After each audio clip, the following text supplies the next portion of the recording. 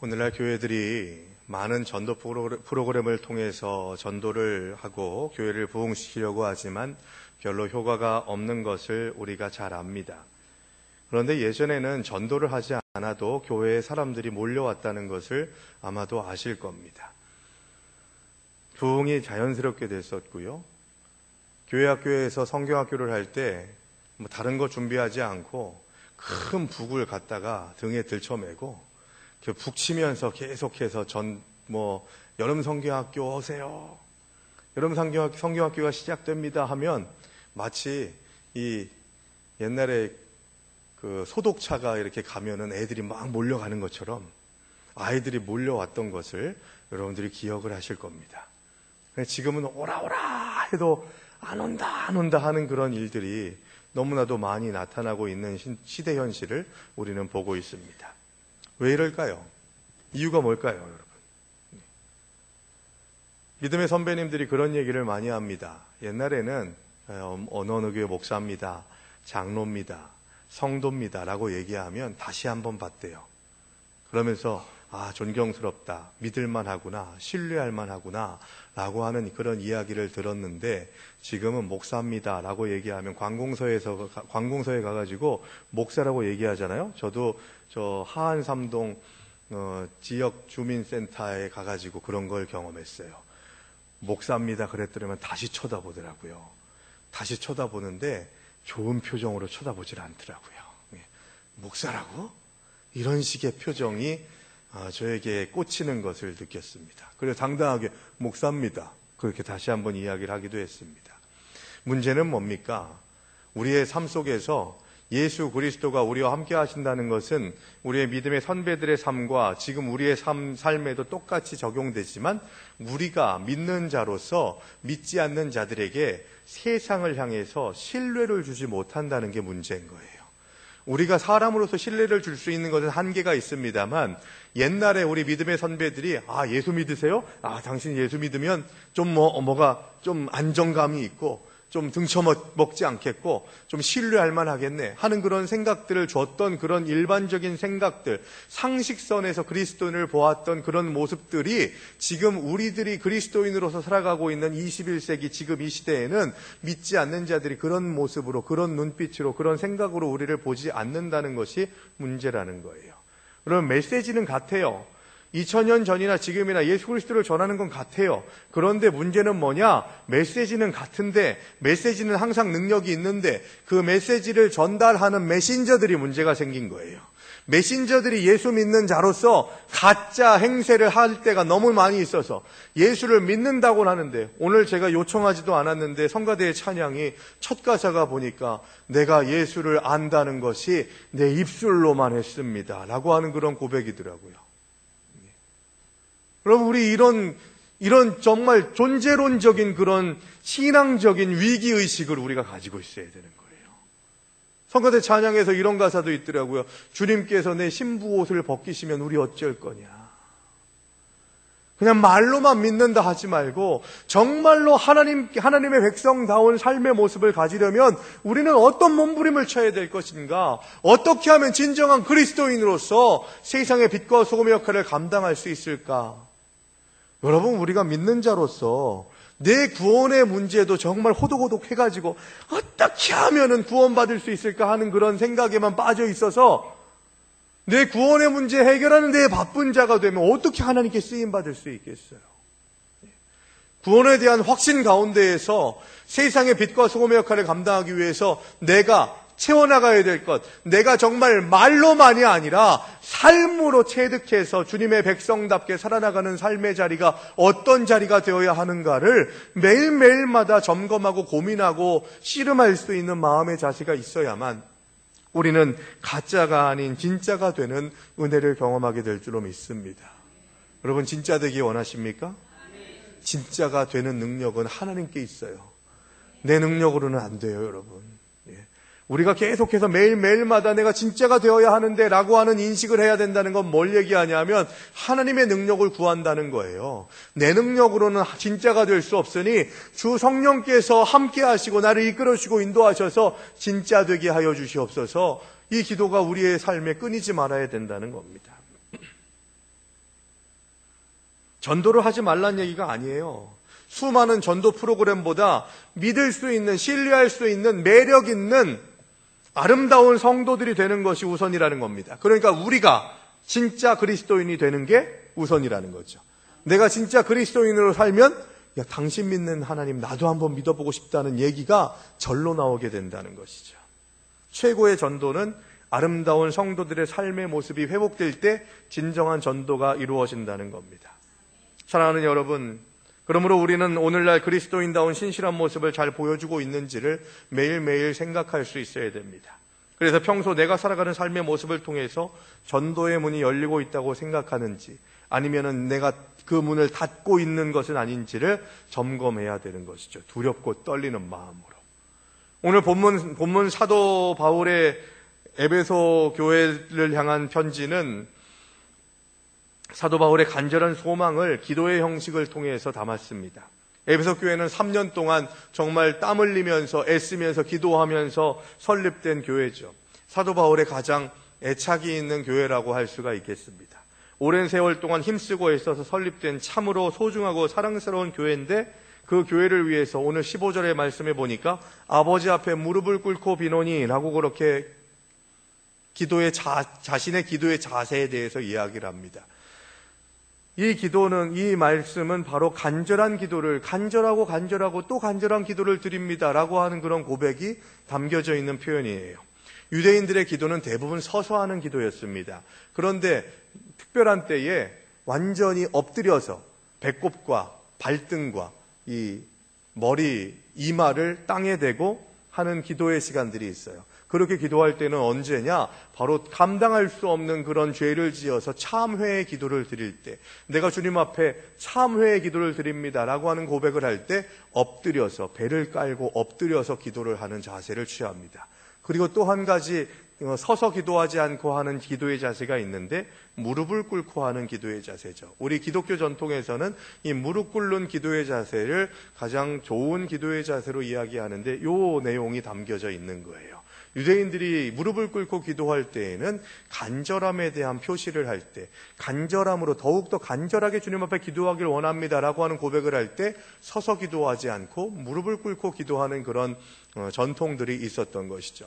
그래서 15절에서 아버지 앞에 무릎을 꿇고 비노니라고 하는 이 얘기는, 주여 내가 이 에베소 교인들을 향해서 간절하고 또 간절하게 기도하나이다 라고 하는 고백이 담겨져 있는 겁니다. 이렇게 살아가는 에베소 성도들에게 바울이 간절하게 기도하는 내용이 뭔가를 봐야 되는 거죠. 바울의 이 기도는 이 시대를 살아가고 있는 우리 성도들에게 바라는 하나님의 간절한 기도와 소원이 담겨져 있습니다. 사도 바울의 기도의 내용은 세 가지로 정리가 될 수 있어요. 그래서 이 세 가지 기도의 내용들을 우리가 생각하면서 우리의 삶 속에서 내가 진짜 가짜를 벗어나서 진짜 그리스도인들이 될 수 있도록 하기 위해서 사도 바울의 간구의 내용이 나의 기도 제목이 되게 하시고 나의 목표점이 되게 해주시옵소서라고 고백하면서 오늘의 이 세 가지 비밀을 발견할 수 있게 되기를 간절히 바랍니다. 먼저 첫 번째, 우리가 가짜를 벗어나서 진짜가 되려면 우리 속사람을 강건하게 해달라는 기도가 우리들에게서부터 시작돼야 된다는 거예요. 16절의 말씀 다시 보시면, 그의 영광의 풍성함을 따라 그의 성령으로 말미암아 너희 속사람을 능력으로 강건하게 하시오며 라고 말씀합니다. 속사람을 성령의 능력으로 강건하게 하시기를 바라는 것이 사도 바울의 간절한 기도 제목 첫 번째 내용이에요. 오늘날 겉사람을 꾸미고 강건하게 하기 위해서 얼마나 많은 수고를 하고 노력을 하고 있습니까? 거기에 비해서 우리는 속사람이 강건하게 되기 위해서는 별로 수고를 하지 않는 그런 상태에 놓여져 있습니다. 겉사람도 중요해요. 중요하지 않다는 얘기가 아니에요. 누군가와 같이 처음 만났을 때 제일 그 사람을 신뢰할지, 그 사람과 교제를 계속할지 말지를 결정하는 것을 첫인상이라고 그렇게 이야기하지 않습니까? 어떤 사람을 만났을 때 첫인상이 좋아야만 그 사람과 어떤 대화를 계속 이어나갈지, 만남을 계속 이어갈지가 결정되게 되는 것이죠. 교회도 첫인상이 있어요, 여러분. 그 첫인상을 잘 채워나갈 수 있어야 돼요. 아름답게 만들어 나갈 수 있어야 되는 것이죠. 그런데 조심해야 될 것도 있습니다. 첫인상이 제일 좋은, 처음 딱 사람을 만났을 때, 이 사람 인상 참 좋다, 이 사람 참 괜찮다라고 하는 그런 이야기를 제일 많이 듣는 사람들이 누군지 아십니까? 사기꾼들이에요. 사기꾼들은요, 처음 만났을 때 얼마나 젠틀한지, 말을 얼마나 유창하게 잘하는지, 쏙 내가 듣고 싶은 말을 해주는지 몰라요. 왜냐? 꾼들이니까요. 꾼이라는 거 뭔지 아세요? 꾼. 전문가라는 얘기거든요. 그런데 꾼 앞에 사기라는 게 들어갔어요. 그럼 뭐예요? 등쳐먹고 속이는 전문가라는 거죠. 그러니까 내가 원하는 말을 그렇게 쏙쏙쏙쏙 잘할 수가 없어요. 조심하시기도 하셔야 돼요. 겉사람의 문제가 이런 겁니다. 한국보건연구원의 연구 결과에 따르면 노인 환자 중에서 30%가 우울증을 앓고 있다고 합니다. 우리 국민의 300만 명이 우울증에 빠져 있다고 하고 있고, 우리 국민 35%인 1280만 명이 15세 때부터 59세 때까지 자살을 생각해 본 적이 있고, 그 중에서 155만 명은 자살 직전에 놓여져 있다고 이야기를 합니다. 이 모든 것이 다 속사람에 대해서 강건하게 하려고 하는 것이 아니라 겉사람에 집중하는 삶을 살게 되다 보니까 나타나게 되는 문제였다는 것이죠. 여러분, 자녀들을 양육할 때 겉사람에만 치중하는 그런 양육을 하시면 절대 안 돼요. 속사람도 함께 키워져 나갈 수 있어야 된다는 거죠. 그런 점에서 좀 고생 좀 해도 돼요, 애들은. 좀 삥삥 돌아도 돼요. 어려움 좀 당해도 돼요. 입에 떠넣어주지 마세요. 그리고 자녀들한테 너무 집착하지 마세요. 걔네들 결혼하면 다 훌훌훌 다 배반하고 도망갈 애들이에요. 아시잖아요. 지금 연세 있으신 어르신들한테 한번 물어보세요. 여쭤보세요. 자녀들 덕을 좀 보십니까? 택도 없다고 얘기하실걸요. 그냥 있는 걸로 좋은 거지 그것들이 나한테 뭘 해주겠어. 지금도 뺏어가려고 집에만 오면 막 두리번 거리면서 훔쳐갈 거 찾고 있는데 하는 이야기들을 많이 들을 겁니다. 자녀는 내가 덕 보려고, 그 아이들 덕 보려고 하는 게 아니잖아요. 그런 점에서 더 강건하게 키워야 된다는 거예요. 속사람이 더 강해지는 그런 삶을 살 수 있도록 해줘야 된다는 거죠. 그렇다면 어떻게 속사람을 강건하게 할 수 있냐는 겁니다. 오늘 본문에서 사도 바울은 그 비결에 대해서 두 가지를 얘기합니다. 그의 영광의 풍성함을 따르는 것, 그리고 그의 성령으로 말미암아 이런 속사람이 풍성해지는, 강건해지는 삶을 살게 된다는 겁니다. 고린도후서 4장 10절에 16절의 말씀에 보니까 이런 말씀이 있습니다. 그러므로 우리가 낙심하지 아니하노니 우리의 겉사람은 낡아지나 우리의 속사람은 날로 새로워지도다. 우리의 겉사람은 낡아진대요. 그게 순리래요. 하나님께서 만들어내시고 하나님께서 창조하신 그 창조의 법칙은 겉사람은, 겉으로 보여지는 모습들은 계속해서 낡아지게 돼 있다는 거예요. 그런데 우리의 속사람은 매일매일 새롭게 해주신대요. 이게 은혜예요. 주님, 내가 돈은 없지만, 많은 것을 갖진 못했지만, 다른 사람들처럼 떵떵거리진 못하지만 나의 마음을, 나의 삶을 매일매일마다 내 속사람을 온전케 하시고 기쁨이 넘치게 하시고 능력 있게 하심을 감사합니다. 계속해서 내 속사람을 새롭게 하시는 하나님의 은혜를 기억합니다. 고백하면서 매일매일의 삶을 새로운 마음으로 살아가는 것이 은혜인 줄로 믿으시기 바랍니다. 바울은 이런 고백을 할 때 그는 많은 고난과 환난으로 인해서 신체의 연약함 가운데 있었습니다. 그러나 그의 속사람은 날로 강해졌어요. 날로 강건해졌다고 말합니다. 왜 그럴까요? 지극히 크고 영광스러운 하나님의 나라, 풍성한 하나님의 나라를 보았기 때문입니다. 여러분, 지금은 누려지지 않더라도, 지금은 완성되지 않았어도 우리가 누릴 하나님의 나라를 소망하십니까? 하나님의 영원한 나라, 천국에서의 삶을 소망하세요? 예? 우리의 삶은요, 이제 가면 언제 오나, 이게 아니에요. 우리의 삶은 어떤 고백이 있는 거예요? 천국에서 만나보자, 그날 아침 거기서. 아멘이십니까? 천국에서 만나보자는 거예요. 그리고 좀 땡겨서 내가 어디를 가든지 높은 산이 거친들이 초막이나 궁궐이나 우리 주님 계신 곳이 그 어디나 하늘나라래요. 근데 우리 주님과 함께 동행하는 오늘의 삶이 아무리 땡겼어도 온전한 하나님의 나라의 모습으로 우리들이 살아갈 수 없기 때문에 가끔씩은 낙심하고 절망하고 힘들어하지만 사도 바울이 이야기하는 거, 우리의 속사람의 강건함의 능력은 어디서 오냐? 하나님 나라를 소망하는 데서 온다는 거예요. 그 하나님 나라의 소망은 바로 풍성함이래요. 잠깐 좀 맛만 보고 말아주는 게 아니라, 제가 코스트코나 이마트나 이런 데서 제일 감질나고 짜증나는 게 뭔지 아세요? 안 먹고 말아요. 시시코너. 그거 하나 주면서, 낚시질 하듯이, 그거 먹고 한번 사봐 하는 거, 그거 꼬드김 받고 싶지 않아서 제가 그거 먹는지 아십니까, 여러분? 먹습니다. 아이고, 감질나는 거, 그거. 차라리 안 먹는 게 낫지. 먹으려면 좀 제대로 먹어야 되는 거 아니겠어요? 하나님께서 주시는 그런 은혜는 풍성해요. 하나님 나라의 영광의 풍성함으로 우리를 예비해 주시고 있다는 거예요. 사도 바울은 그걸 본 거죠. 그래서 지금 갇혀있고 육신적으로 연약함이 있더라도 속사람은 강건해 있는 거예요. 여러분, 돈 때문에, 또한 건강 때문에, 또한 여러 가지 어려움 때문에 낙심하고 계십니까? 속사람이 강건해지시려면 우리의 소망은 하나님의 영광의 풍성한 하나님의 나라에 있다는 것을 믿으시기 바랍니다. 속사람을 강하게 하라는 말씀이 주는 의미를 어떻게 좀 쉽게 얘기할 수 있을까 고민하다가 글을 하나를 발견을 했습니다. 어떤 목사님이 간증하듯이 쓴 책인데요. 이 목사님이 이런 얘기를 해요. 제가 이야기를 좀 풀어서 말씀을 드리겠습니다. 이 목사님이 이렇게 얘기합니다. 누군가 나에게 당신의 꿈이 무엇입니까? 라고 물어본다면 나는 서슴없이 두 가지를 얘기합니다. 좋은 목사, 아름다운 교회. 이 두 가지가 자신의 가장 중요한 비전이고 꿈이라는 거죠.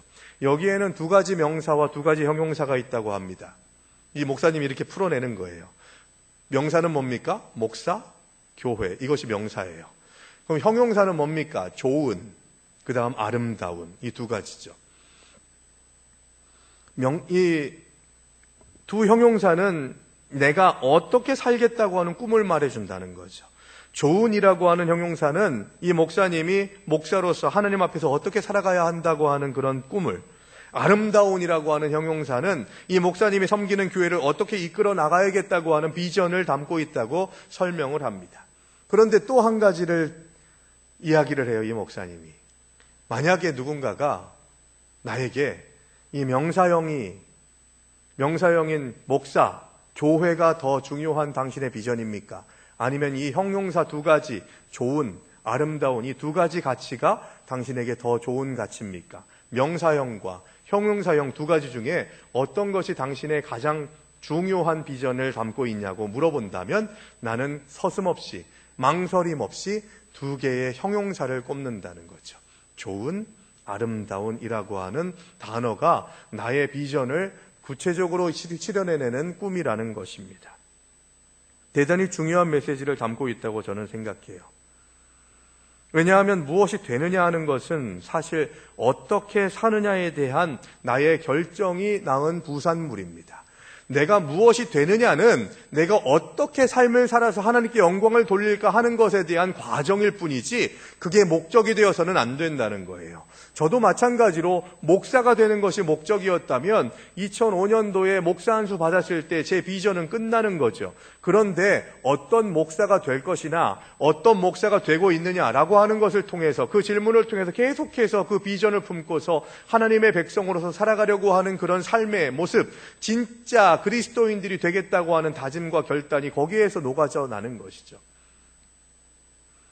마찬가지입니다. 아름다운 교회라고 하는 것, 내가 교회에서 헌신한 그 공동체에서의 모습이 어떤 모습이 되어야 하는가에 대한 가치가 계속해서 나타나게 될 때 계속 주지되고 계속 끄집어내서 우리의 교회는, 나는 지금 어떤 교회를 세워나가고 있는가라고 하는 고백이 있으면 우리는 우리의 삶에 속사람을 온전하게 하는 그런 모습으로 나타나는 그런 은혜의 시간들을 경험하게 된다는 겁니다.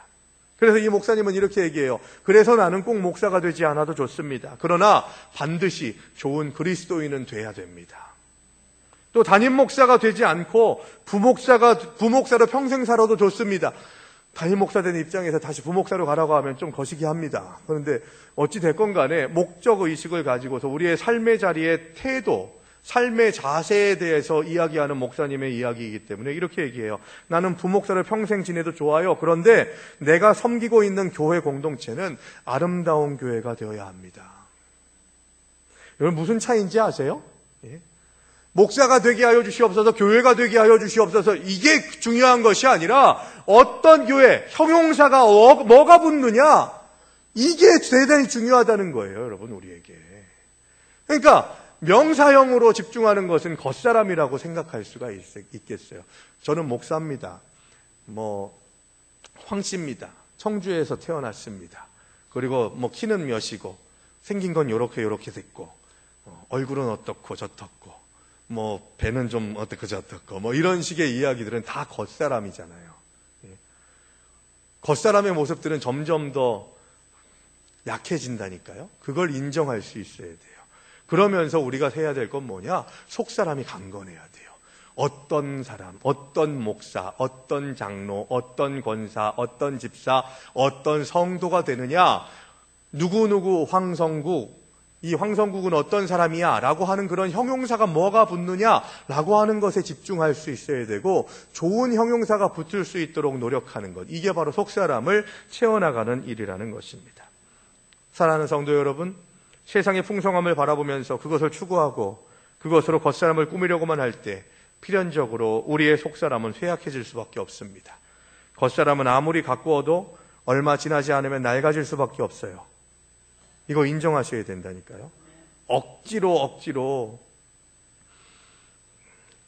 그것을 인정하지 않으려고 할 때 하나님께서 주시는 창조의 섭리를 거스르는 게 되는 것이죠. 그래서 거기에만 힘쓰고 목매는 사람들은 언젠가는 후회하고 낙심할 수밖에 없습니다. 그러나 속사람은 가꾸면 가꿀수록 더 빛나고 더 아름다워질 수 있다는 것이죠. 여러분 속사람을 가꾸시기 바랍니다. 내 이름 앞에 어떤 형용사가 붙는지, 그리고 나는 어떤 형용사를 붙여서 하나님 앞에 영광 돌리고 싶은지를 우리가 스스로 발견하고 찾고 결단하고 다짐할 수 있게 되기를 바랍니다. 두 번째, 우리가 가짜를 벗어나서 진짜가 되려면 그리스도께서 우리 마음에 계시게 해달라는 기도를 할 수 있어야 된다는 거죠. 17절의 상반절에 보시면 믿음으로 말미암아 그리스도께서 너희 마음에 계시게 하시옵고, 믿음으로 말미암아 우리의 마음에 예수 그리스도께서 계시게 하는 것이 우리가 진짜가 되게 하는 방법 두 번째라는 겁니다. 사도 바울의 간절한 기도의 제목이자 우리가 애쓰고 힘쓰고 감당해야 할 성도의 아름다운 삶의 모습은 그리스도가 우리 마음에 늘 함께 계신다는 그런 고백이 있어야만 우리가 더욱더 온전해질 수 있고 아름다워질 수 있다는 것이죠. 우리가 예수님을 나의 주님으로, 나의 하나님으로 고백하고 영접하면 주님은 우리와 함께 하신다고 약속하셨습니다. 믿으십니까? 이것을 성령의 내주하심이라고 그렇게 얘기를 해요. 성령의 내주하심, 이끄심과 인도하심, 통치하심이 우리들의 삶에 있냐는 거예요. 직장을 운영하더라도, 가정에서 삶을 살아가더라도, 교회 공동체에서는 물론이거니와 성령의 내주하심 안에서 하나님의 통치하심을 인정하고 순종하고 있느냐, 이게 중요한 거예요. 그래서 내 마음에 그리스도가 항상 거하신다는 얘기는 통치의 개념이에요. 통치. 하나님이 통치하신다. 여러분 차를 운전하다가 괜히, 저는 지금도 그래요. 차를 이렇게 운전하다가 뒤에 경찰차가 붙잖아요. 잘못한 게 없어요. 저는 법규를 위반한 게 없어요. 그런데도 쫄아요. 이유가 뭘까요, 여러분? 인식한다는 거거든요. 그리스도를 인식하는 삶은 바로 내가 마음대로 운전하다가 경찰차가 뒤에 붙으면 내가 잘하고 있는데도 내가 잘못한 게 있진 않나? 하는 그런 생각을 돌이키는 것처럼 예수 그리스도의 존재를 인정하는 거예요. 인식하는 거예요. 그리스도의 함께하심, 그리스도의 동행하심을 가지고서 혹시 내가 주님께서 기뻐하지 않으시는 모습으로 살고 있진 않은가? 이 생각을 해야 된다는 거죠. 중요한 것은 성령님은 우리 가운데 오셔서 우리를 다스리시고 지배하시기를 원하신다는 것입니다. 그냥 손님같이 잠깐 오셔서 잠잠히 앉아있다가 차만 홀짝 마시고 가시고 싶으신 분이 아니라는 거예요. 우리의 마음과 생각과 뜻을 주관하시고 우리를 다스리시기를 원하시는 분이 예수 그리스도십니다. 그 주님을 모시어 드리시기 바랍니다. 우리가 성도다운 모습을 보이면서 그리스도의 향기를 바라는 삶을 살아가기 위해서는 그 성령님의 지배를 받고 성령님의 다스리심을 받아야 된다는 거예요. 그래서 하나님의 뜻을 알아야 되는 것이고, 하나님의 뜻을 알려면 큐티하고 말씀 보고 기도하는 삶을 살아야 된다는 것이죠. 그러나 성령을 배제하고 내 생각대로, 내 마음대로, 내 뜻대로 살아가게 될 때는 우리의 속사람이 점점 쇠약해지고 세상의 유혹 속에서 세상을 따라서 약한 자, 쓰러지는 자, 흔들리는 자가 될 수밖에 없다는 것입니다. 우리가 신앙생활을 한다는 것은 막연하게 예수님을 믿고 필요할 때만 찾고 필요 없을 때는 한쪽 구석에 몰아놓고 잊어버리는 그런 존재가 되어서는 안 된다는 겁니다. 그분이 어떤 분이신데 그렇게 취급을 받아야 되겠습니까? 예수님이 매일매일의 삶에 우리와 함께 하시고 우리의 주인이 되셔야 합니다. 끊임없이 주님과 교제할 수 있어야 하고, 우리를 다스리시고 우리를 지배하시는 주님의 뜻을 따라서 순종하는 삶을 살아나가는 것, 이것이 바로 그리스도를 내 마음에, 내 삶의 중심에 모셔드리는 삶이라는 것입니다. 마지막 세 번째, 우리가 가짜에서 벗어나서 진짜 그리스도인이 될 수 있는 또 다른 마지막 방법은 바로 17절 하반절의 말씀이죠.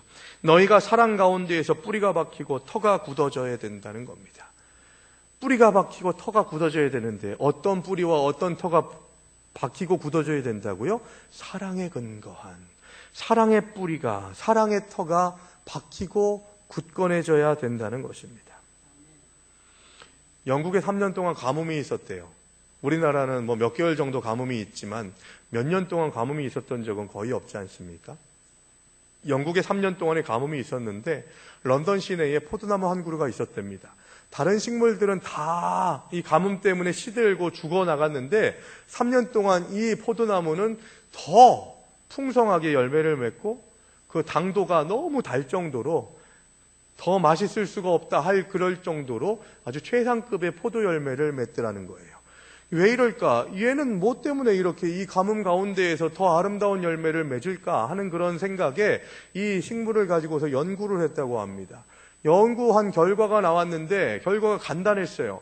포도나무의 뿌리가 깊게 들어박혔는데 그것이 어떻게 하다가 이 템즈강 쪽으로, 이 런던의 그 중심에 흐르는 템스강 있지 않습니까? 우리 한강처럼.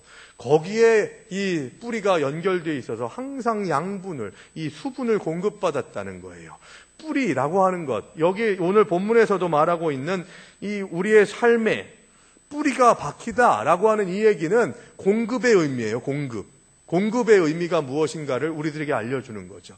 우리가 사랑으로, 그리스도의 사랑으로 우리가 공급받는 능력을 받았다는 것입니다. 뿌리가 그리스도께 있다는 거예요. 그런데 그 그리스도가 누구시라고요? 사랑이시래요.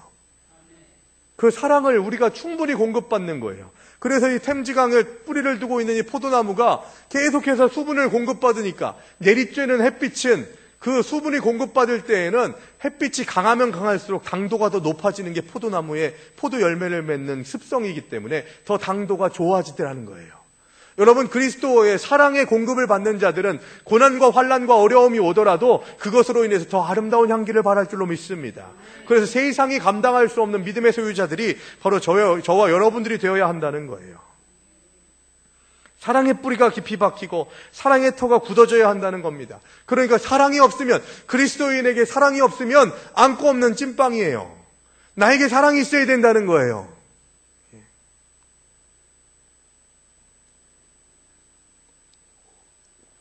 사랑할 준비가 되셨습니까? 옆에 있는 분들 한번 보세요. 사랑이 충만한 얼굴인지, 사랑할 준비가 된 얼굴인지, 어떠십니까? 자, 인사하겠습니다. 내가 먼저 사랑하겠습니다. 내가 먼저 사랑하겠습니다. 자, 한 번 더, 옛날 드라마의 유명한 대사인데요. 우리 그냥 사랑하게 해주세요. 그냥 사랑하시면 돼요. 따지지 마세요. 묻지도 마세요. 사랑하는데 이유가 있습니까, 여러분? 사랑하게 되면 끝나는 거예요. 왜 당신은 왜 사랑합니까? 라고 그렇게 물으면 진짜 사랑하는 사람은요, 그 사랑의 이유를 대면요, 어떤 남자한테 저 여자가 왜가 좋아? 왜 뭐가 좋아? 그런 질문을 했을 때 이것 때문에 저것 때문에 그것 때문에 사랑한다고 하면 그거 가짜일 가능성이 많아요. 진짜 사랑하는 사람은요, 저 사람 왜 사랑해요? 그러면 그냥 사랑해. 이게 진짜예요, 여러분. 이게 사랑의 조건이 어디 있어요? 그것 때문에 사랑하고 저것 때문에 사랑한다고 하면 그거는 조건적인 사랑이죠. 그냥 사랑하는 거예요. 믿는 자들이라면 그냥 사랑하는 능력이 우리에게 있어야 된다는 거죠. 우리가 얼마나 하나님을 사랑이십니다라고 말합니까? 하나님은 당신의 독생자를 우리를 위해서 주시기까지 우리를 사랑하셨습니다. 독생자 예수 그리스도는 이 땅에 오셔서 십자가에 달려 죽으시기까지 우리를 사랑하셨어요. 믿으십니까? 그리고 그 최고의 사랑을 받은 우리들이 주님의 사랑을 기억하면서 눈물 흘리며 주님 그 사랑을 나에게 주심을 감사합니다 고백하는 때가 얼마나 많이 있어요. 그런데 우리가 그 사랑을 알면서도, 그 사랑을 기억하면서도 그 사랑을 펼치지 못하는, 그 사랑의 터를 견고하게 하지 못하고 그 사랑의 터, 그 마당에 그냥 비가 조금만 와도 질척질척해서 사람들이 들어올지 못하게 하고 흔들리는 그런 신앙생활로 하나님께 영광 돌리지 못하고 사랑의 열매를 맺지 못하는 일들이 얼마나 비일비재하게 많이 있냐는 거예요. 점심시간에 지금 우리 예배드리고 밥 먹으러 갈 때 밥 먹다가 내 앞에서 국이 끊겼어요. 반찬이 끊겼어요. 밥이 끊겼어요. 그러면 아이 애참봉사부 뭐 하는 게 지금 이거 밥도 제대로 잘 준비 못 해가지고 이거 제대로 못 먹이는 겨? 라고 그렇게 얘기하실래요? 그거 한 끼 좀 덜 먹으면 어때서? 다른 앞에 새신자들한테 끊기지 않고 저한테 끊기게 된 것을 감사합니다. 이렇게 고백하세요, 여러분. 내가 밥을 못 먹게 된 게 감사합니다. 다른 사람들이 걸려 넘어져서 교회에 처음 오신 분들이 야, 이 교회는 대접도 안 하네 하는 그런 생각을 갖게 할 수 있는 그런 사람들에게 끊기지 않고 내 앞에서 끊기게 하심을 감사합니다. 이런 고백이 있어야 돼요, 여러분. 떡 한 덩어리 덜 먹는다고 해서 구원 못 받습니까? 내가 좀 늦게 먹는다고 해서 뭐 문제가 됩니까? 내가 좀 한 가지 안 가진다고 해가지고 어려움이 있어요? 그런 일 별로 없어요. 그런 것에 목매서는 안 된다는 거죠. 하나님을 믿고 주님을 따른다고 하면서 우리가 사랑의 삶을 살지 못하면 그것은 진정한 주님의 백성의 삶이 아니라는 것입니다. 오늘 본문 마지막 절 19절의 말씀에 보면 이런 말씀이 있습니다. 그 너비와 길이와 높이와 깊이가 어떠함을 깨달아 하나님의 모든 충만하신 것으로 너희에게 충만하게 하시기를 구하노라. 이 얘기는 뭐예요? 너비와 길이와 높이와 깊이에 대해서 이야기한다는 건 뭐냐 하면 모든 것이 꽉 찼다 그 얘기예요. 너비를 재도 깊이를 재도 어떤 것을 재더라도 꽉 차게 하시는 풍성하신 하나님의 은혜가 너희를 향하고 있다라고 그렇게 말씀하고 있는 거예요. 거기에 호스를 대라, 전기를 꼽아라, 그러면 그게 다 너희들의 것이 된다라고 말씀하고 있는 거예요. 그렇게 진짜 그리스도인들은 누리는 것이 많습니다. 진짜 하나님의 백성들은 하나님께서 예비해 놓으신 풍성한 은혜가 많아요. 그 은혜를 누리시는 저와 여러분들 되시기 바랍니다. 구경만 하는 자가 아니라 알고는 있는데 어디 있다는 거야? 라고 하는 그런 생각을 하는 자가 아니라 진정으로 받아 누릴 수 있는 그 너비와 길이와 높이와 깊이가 나를 더 풍성하게 하시고 꽉꽉 채워주시는 풍성한 하나님의 은혜로 나를 이끄시고 인도하심을 확신하면서 내가 가짜이기 때문에 누리지 못하는 그런 잘못된 그런 관행들과 생각들과 습관들을 버리고 진짜 그리스도인들이 되어서 하나님께 영광 돌리고 믿지 않는 자들에게 덕이 되고 아름다움이 되고 위로가 되어서 나도 예수 믿겠다고 고백할 수 있는 놀라운 역사가 우리들의 삶에 가득할 수 있게 되기를 주님의 이름으로 축원합니다.